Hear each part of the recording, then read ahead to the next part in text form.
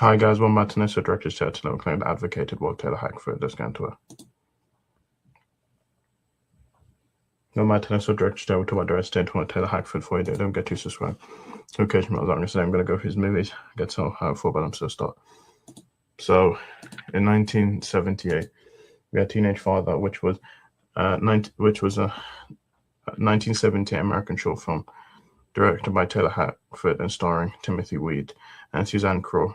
And it was 25 minutes. It won an Oscar for Best Short Subject at the 51st Academy Awards. And I haven't seen this. I don't know if it's good or not. So it's Teenage Father. So in 1980, we had The Idol Maker, which was a musical drama. And it's directed by Ted Hackford in his feature directorial debut. And it stars Ray Sharkey Jr., Peter Gallagher, Paul Land, Joe Panatiliano, Tova Felcher. Made $2.6 million. Sharkey would win. Sharkey would win Golden Globe for his performance in the film. I've not seen this movie. In 1982, we had An Offer and a Gentleman, which was a romantic drama film. It starred Richard Gere, Deborah Winger, David Keefe, and Louis Gossett Jr. Made $190 million, $67 million budget. It was well received by critics, with the number calling it the best from 1982. The film was a financial success. And I guess that won the Golden Globe Award as well as the Academy Award for Best Supporting Actor, making him the first African-American actor to win in that category. And it won Best Original Song, also winning for Best Original Score, and also winning Best Original Song for Up Where We Belong.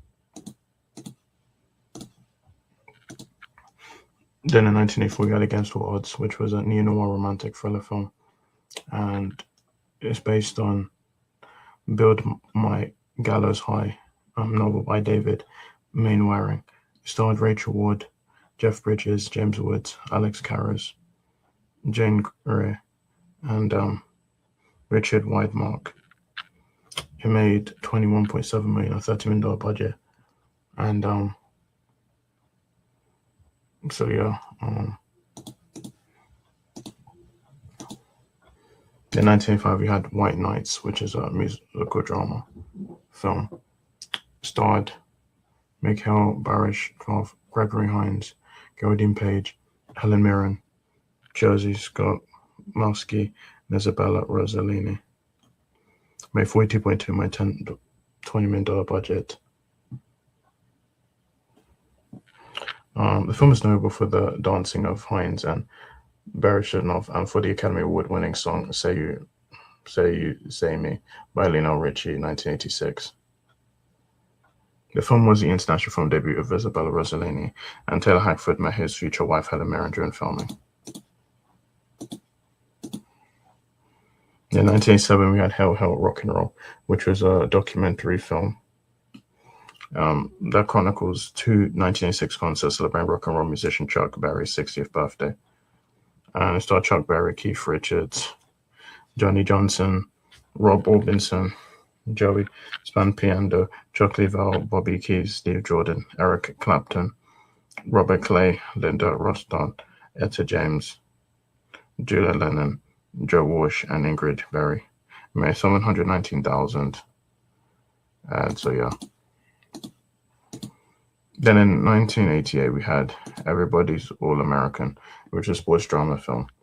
It's based on the 1981 novel of the same name by longtime Sports Illustrated contributor Frank Deford. And it starred Jessica Lange, Dennis Quaid, Timothy Hutton, John Goodman, and Carl Lumbly. $12.6 million on a $22 million budget. The film covers 25 years in college football hero Gavin Gray. Then in 1993, we had Blood In, Blood Out, which was also known as Bound by Honor and Blood In, Blood Out, Bound by Honor, which is an epic crime drama film. And it stars Jesse Borrego, Benjamin Bratt, Enrique Castillo, and Camion Capo, made for a $35 million budget. Critical reviews were mixed to positive, but it was a box office disappointment, but later became a cult classic, but amongst parts of the Mexican-American community.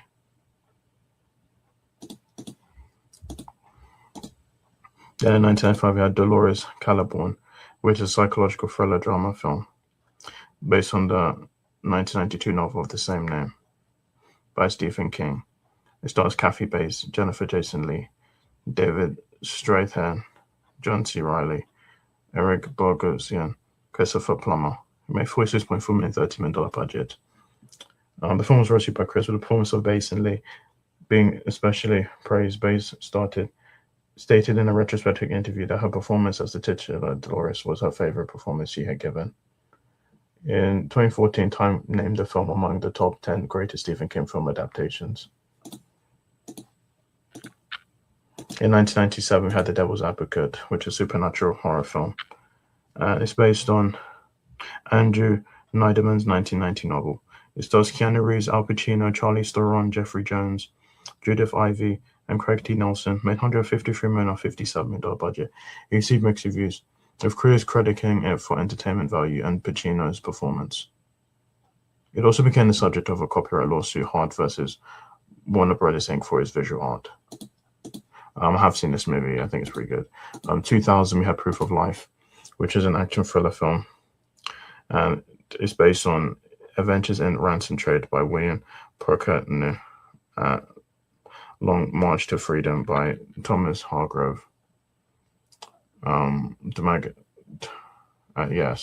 it starred Meg Ryan, Russell Crowe, David Morse, Pamela Reed, and David Caruso.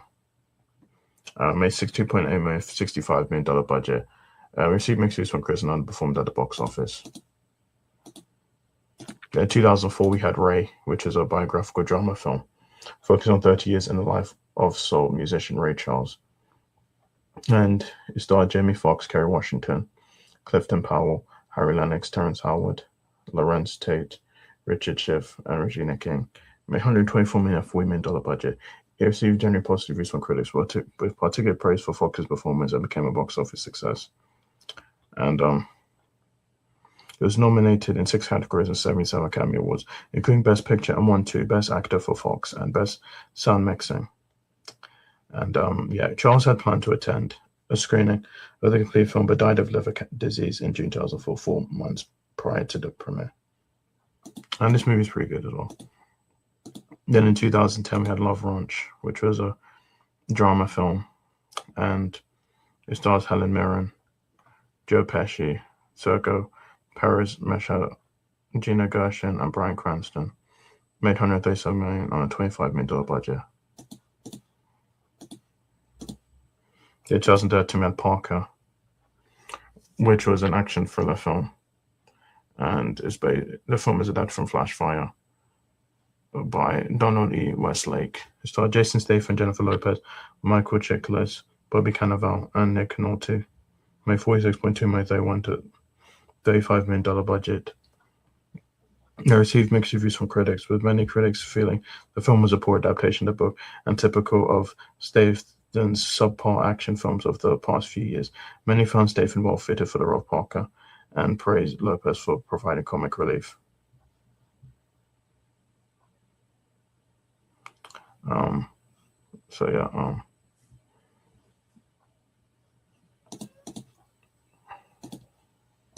Then in 2016, we had The Comedian, which was a comedy drama film. And it starred Rob De Niro, Leslie Mann, Danny DeVito, Eddie Falco, Veronica Ferris, Charles Grodin, Cloris Leachman, Patti LuPone, and Harvey Keitel. It made $1.7 million on a $9.3 million budget. And the last movie he's done, I don't think he's done a movie since. And it received positive reviews from critics. So, yeah, guys, I'm watching our videos. My next video. Goodbye.